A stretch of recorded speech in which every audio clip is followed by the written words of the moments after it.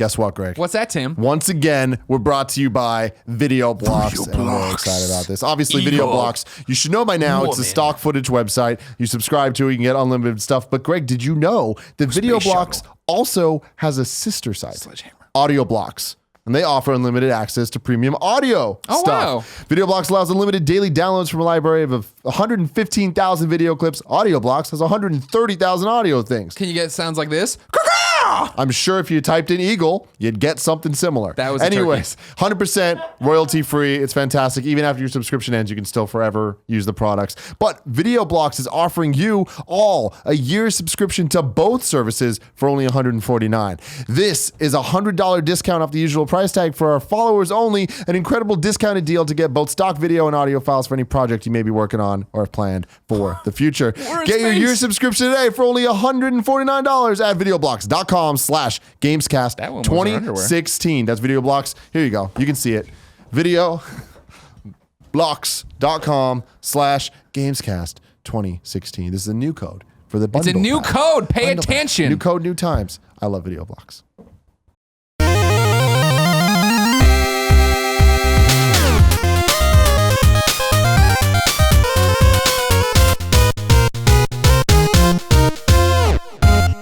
Final topic of the day, as always, brought to you by you beautiful bastard. You can go to kindafunny.com/Gamescast topic and leave your questions, just like my boy Eric did. Eric says, hey guys, first time, long time. Like Colin, I really enjoyed the new War Stories campaign in Battlefield 1. Short, fun vignettes brought a new, fresh breath to the growing staleness of modern first-person shooter campaigns. My question: with Star Wars Battlefront 2 coming next year, do you think DICE will implement a Star Wars-themed War Stories campaign? They already said a single-player component was going to be included, and after playing Battlefield 1, all I want are Star Wars War Stories. Thank you for everything you guys do.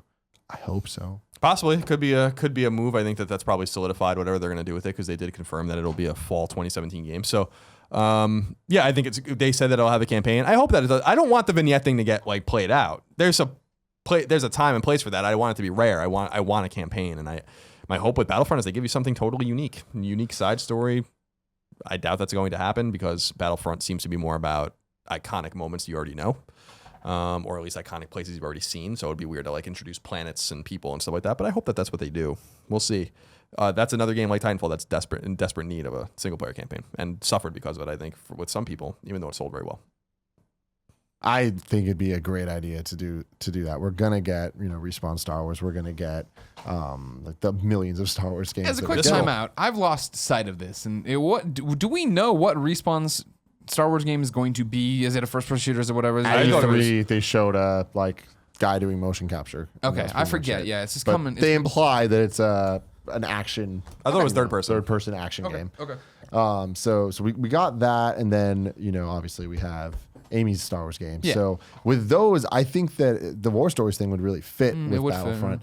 In addition to providing something different than those, because those are going to be the side stories or main stories, depending on how you look at it.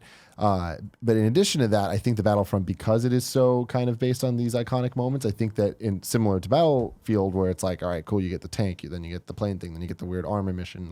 Each mission's kind of different. I think Battlefront, even the limited single player stuff that last year's version had, the one mission had you on the speeder bike, one had you in the X-Wing, one had you doing this, and all the gameplay is so different that I think that it could benefit from, here's a story where you are Darth Vader, you are doing something, and you have an interesting hour-long Darth Vader story. Here's an interesting hour-long Han story, Luke story, whatever it is, random character, Watto, I think that it could give you some really fun, really designed gameplay segments. Fucking horses. But that to me would be the icing on the cake for that. That'd be awesome. It's okay, breathe. You got all right, it. Don't worry, Wednesday's almost over. We got not a trifecta. 2. Is there a trifecta for 2 of them? A duo? A line. A pair? But a good pair, I don't know. Because the trio is just the normal one. That's a good pair. We got some bazongas. Have a of beer, you bastards. Okay, these two questions they're about a similar thing here. We got 3 Lack Granite. He says, "Hey guys, one of my favorite parts of video games nowadays is character customization." Sorry, Colin. From faces to clothes, it is really interesting to see what game developers allow the gamer to create. My question is, what are your favorite games that feature character customization? Mine's probably Soul Calibur 5. Thanks for everything you guys do. And then the next question. Error45 says, "Hey guys, first off, want you guys to know you're awesome and you bring joy into my life." You're welcome. We love you. Okay, question time. I was thinking back on how Colin's comments on The Division and how the amount of choices annoyed him during the character creation, and thinking how I personally got annoyed with the lack of choice in the game, and it got me thinking. So I want to ask you guys, is too much choice a detriment, or does it allow us to have a deeper connection with the game and character? I'm going to tackle this one first. Go for it. Best character creator of all time.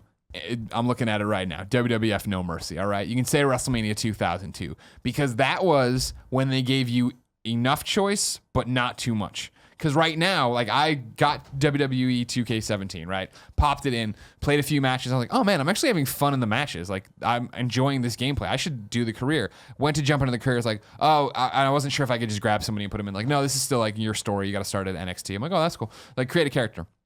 I'm like, all right, jump in. And immediately it's just that overwhelming character creator. Where I'm like, when I'm moving things around, I'm like, oh, no, this is, and I just bailed. I'm like, this is overwhelming. I can see this is going to be all night just trying to get the face right and do this. How far out the eyebrow can come. It's like, knock it the fuck off. We don't need to be this cute about it, right? The wrestling ones before, I remember when we made our entire Backyard Wrestling Federation, and these fuckers, you looked at them and you knew who it was. You knew based on the costume choices, you knew based on the face and the glasses or whatever. Like, there was enough there where you're like, great, nailed it. It took me all of 15 to 30 minutes to make what I wanted to make and then jump out and go have fun. You got in, like, you know, there's like, what, a grand total of 45 moves or something. This one, it's like every little animation of how to do it. And it's just like, oh, fuck, man, I don't have time for this. Now, of course, the flip to that is that you can jump online and download other people's creations. And, like, you know, it's like Little Big Planet or Mod Nation Racers where you put in all this time. Here's something go get. But then you lose that thing where it is fun to create your own character and it is fun to feel like you're creating something from the ground up. But when it's just too much and I can't at all deal with it, I'm like, oh man, fuck this. That's why usually I just try it when I start a character creator now to make Taylor Swift. I need a blonde girl. Okay, that looks enough. They got the hairstyle. Great, yeah, you know what I mean? Let's go. I'm ready to have a fucking adventure with T Swizzle. Yeah, I had a similar experience with the Tony Hawk's Pro Skater franchise where starting with Tony Hawk's Pro Skater 2, that was my first, I think, real introduction, and I think it was one of the first implementations of character creation and customization.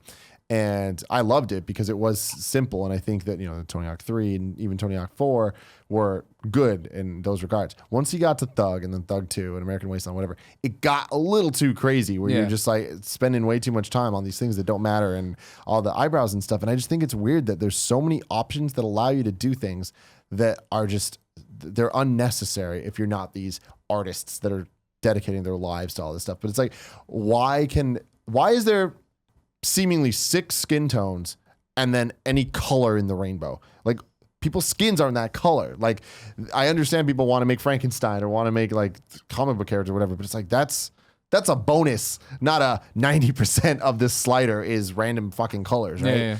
And I think that it's off-putting, and I think a lot of that comes down to the fact that we look at games now and they're so, the fidelity of the graphics is so real, and there's all this that it's like back in the day you could spend 15 minutes because to make your wrestler look like Hulk Hogan, all you needed was, well, you got a little yellow and red. Cool. Yeah. You know, it's more color-based. And Tony Hawk, it was like, yeah, that guy's wearing clothes that kind of look like clothes I wear.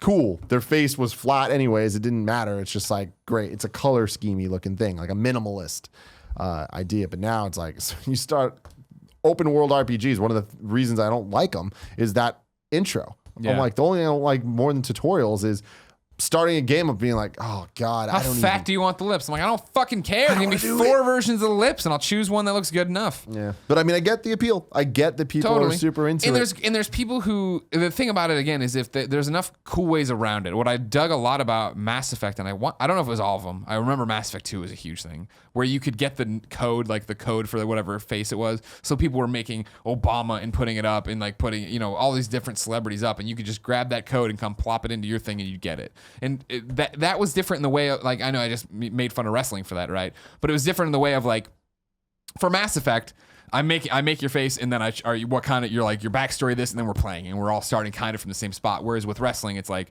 there's literally like 14,000 fucking moves to pick now. And I don't care what his finisher from the turnbuckle is going to be if he doesn't really have one already. There's too much sometimes. Yeah, for sure. I feel like defaults help with that when it's just like default kind of options where it's like, all right, is he a brawler or is he a high flyer or whatever? When you choose that, and you're like, all right, cool. Yeah. But yeah, a lot of times they don't do that though. It is just way too much. But I also think that I like games when I'm playing as a character and I know that this is how the character is supposed to look. This is the canon of this character. When you're role playing. But then there's certain times where in certain role playing games, like I think Pokemon's a good example where I want the Pokemon characters to have a look. I feel like obviously I'm a little bit more attached to the first couple gens than the later ones. So like the look of those characters to me is like, cool, I like those. The newer ones, I'm a little bit more take it or leave it. But in introducing X and Y, you could change your clothes and go to stores and stuff like that. And they kind of made it part of the game. And I enjoyed that. I enjoyed the like being able to change your outfits and like looking forward to customizing my character to be how I wanted them to look because it was part of the game. So I think that that's the difference to me is like, I don't want to just from the beginning of the game, choose a whole bunch of options that don't affect anything. Like it doesn't make me feel more connected to the character. It just feels like I'm doing shit just because it's a video game. You're supposed to do things. Of course. Right? Like things to check off. Check marks. I think we know your response, Colin. I've never played a game where it was positively enhanced or affected by me making the character. How many books do you read where they talk about the protagonist and they don't describe him because he's a fucking character that exists in the world? Like, you don't read a book and they never say that, he puts his hands through his brown hair or whatever, and he wears his red cloak as he goes. It's like they describe it because it's their story. Tell me your story with your character. That's why with Shepard, I play as the male Shepard that's on the fucking box. With Fallout, I play as the Wastelander. Like I don't quite understand. I don't play games to play as myself. Nor do I read a book looking for myself in the book. I look to it's an adventure of someone else's that you're playing. So I never quite understood it. And I think it is totally fucking out of control with. Some are cute and easy, and some of them are, like you said, are outrageous. And I really do not understand. And I'd really should be super interested to see how many people actually even fuck around with these things. I bet you most people that play Mass Effect play with the standard characters. So I'd be interested to see that. I'm sure they have those numbers. And that's the thing. Cute and easy still exists, right? Dragon Quest Builders. You want to be a man or a woman? All right, great. What color is the hair? Name it. Oh, God. Oh, well, this looks... I remember this is the first time in a long time where I was like, I went through, I was like, black hair. Looks like Lois Lane. Her name's Lois. All right, I'm in the game. Yay. You know what I mean? Like, you just go and do stuff. And, like, that little tweak is enough for me to be like, I own this character. I made this thing that look like this. Yeah, I think I'm kind of hypocritical on it, too. When I think about it, because, like, I want it to be simple and easy, but whenever it is, I'm always like, I wish this let me do this or this. And it doesn't. But then I feel like there's not really a middle ground. Like I can't think of any game that I'm like, perfect, you nailed it. WF. No mercy. Any modern game where it's just like, this gives me everything that I want and nothing more. So I don't know. Like I admire people trying. But the other thing is like naming characters. Like I don't like the Final Fantasy lets you name all the characters. I'm like, nah, that's Tidus in Final Fantasy 12. Like I know that. Like don't let me name him Greg. Oh. It works. It was the worst when you do that. You rename everybody and then you talk to friends and like they'd be talking about like I don't know who the fuck's that. Yeah. I'm like I named him. No, you got to try to start doing it. This did help me though because during this show I was thinking about Extra Life and what I'm going to play and stuff. We were talking about Titanfall and I think I want to get WWE in there 2K17 and I was like what I could do during Colin and I segment is play a career and then I was like we could make a character and do who we can make. And I was like we should make Kevin. Now I can just tweet out. I'm gonna have the audience create a bunch of Kevins. I'll download a Kevin. Bunch we'll of take Kevins. Him. Oh my God! Can we have a Kevin Royal Battle Rumble? Royale? Oh shit! That's my worst nightmare. I'm gonna do it right now. I'm gonna tweet on it. Victorious BIG says, "What's up, guys? I was wondering what your favorite tycoon or simulation games were. These games were a huge part of my childhood. Mine's Roller Coaster Tycoon, with Sid Meier's Sim Golf as a close second. Thanks and keep up the good work." Yeah, Roller Coaster Tycoon was the one that came to mind. I really liked that game a lot. I played it in the late 90s. On PC. In a similar vein, I mean, I like I like SimCity 2000 a lot. SimCity 2000 is my pick. Yeah, I fucking sunk so many goddamn hours into that game. Yeah, amazing. Like that was, I remember on whatever shitty tower we had at home having so many of the Acropolises or whatever the fuck they called them, you know, where you had like the mini cities inside the things to get your population. So many that it was just like chugging like frame by frame, and I'd try to drag it over to put down another Acropolis, making money left and right. I remember Poe and I were obsessed with it, and I told him about the time the superhero came in and saved. He's like, "There's no superhero in this game." I'm like, "Yeah, there is." Somebody didn't believe me, and like it happened one night, and I just paused the game and left it on and brought him over the next day and pointed. Fuck you, motherfucker! You fucking lying bastard. That does sound like some bullshit, though. You know? No, totally. And you got your friends that are like, "Yeah, no, there's this crazy shit." Yeah, like, there was an earthquake, and then all of a sudden the fires broke out, and then this guy came in and fixed them all. Yeah. Oh man, that's so funny. I never really got too into them. I think SimCity 2000 was a little too advanced for me at the age I was. Yeah. But the Roller Coaster Tycoon was definitely the thing of trying to see how many people you can kill.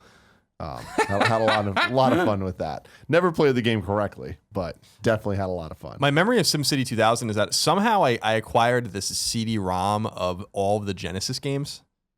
Someone gave me. Okay. And I traded it to my friend Eric for his copy of SimCity 2000. That's what I remember. Good job. That was a pro move. Mm-hmm. You didn't need to play any more fucking Genesis. I remember going through those games one day and I'm like, this shit sucks. And then I gladly gave it away for SimCity. He was stoked though. Mm-hmm. You know, I praise my watch a lot because I really like it and it doesn't give me any issues and it's just kind of there in my life. This thing just vibrated and it just said, remember to take a breath every once in a while. Did it really? Yeah. Fuck you. Well, it's monitors your heart rate, right? You noticed you were talking real quick a while ago. I think you did take a breath at one point, right? You're like, oh, I did. And I was like, it's Wednesday. The day's over. It knows. Me and that are on the same wavelength. I'm not down with this. Absolutely not down with this. Anyway, ladies and gentlemen, I hope that you enjoyed this show. Let us know in the comments about a bunch of stuff. I don't know, questions and shit. Anyways, until next week, I love you.